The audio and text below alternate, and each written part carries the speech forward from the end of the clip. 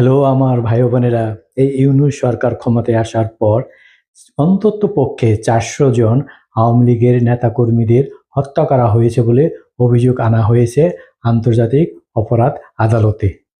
আর জানেন এই অভিযোগ কে এনেছে? এই অভিযোগ এনেছে ব্রিটেনের শীর্ষ আইনজীবীদের সংগঠন ডাউটি স্ট্রিট। সেই অভিযোগপত্রে এর প্রমাণও তুলে ধরা হয়েছে। আর এসব তথ্য পাওয়া গেছে এই সংগঠনটির ওয়েবসাইট থেকেই। এই সংগঠনটির প্রতিষ্ঠাতাদের মধ্যে একজন কিন্তু বর্তমান ব্রিটিশ প্রধানমন্ত্রীও রয়েছেন। আইনজীবী স্টিভেন পাওয়েল কেসি তার অভিযোগপত্রে উল্লেখ করেন, এই সরকারে ক্ষমতায় আসার পর এখন পর্যন্ত কমপক্ষে ২৫ জন পুলিশের কাস্টডিতে কিংবা জেলে মারা গেছেন। সরকারের পক্ষ থেকে এইসব মৃত্যুকে হার্ট অ্যাটাক বললেও এইসব মৃতদেহে নির্যাতনের চিহ্ন পাওয়া গেছে বলে অভিযোগপত্রে উল্লেখ করা হয়।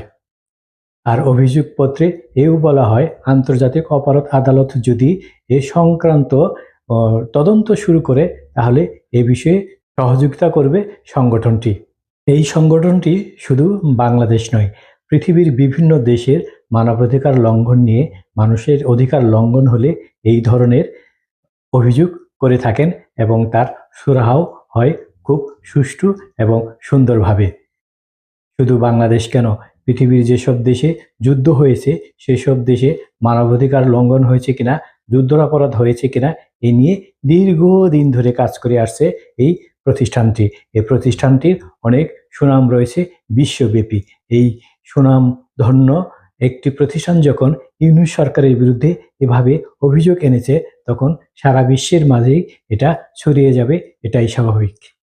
সুতরাং ইউনূস সরকারকে সাবধান, তাদের সব অপকর্ম কিন্তু আস্তে আস্তে বেরিয়ে আসছে এবং আগামীতেও বেরিয়ে আসবে। সবাই ভালো থাকবেন এই প্রত্যাশায় আজকের মতো এখানেই শেষ করছি।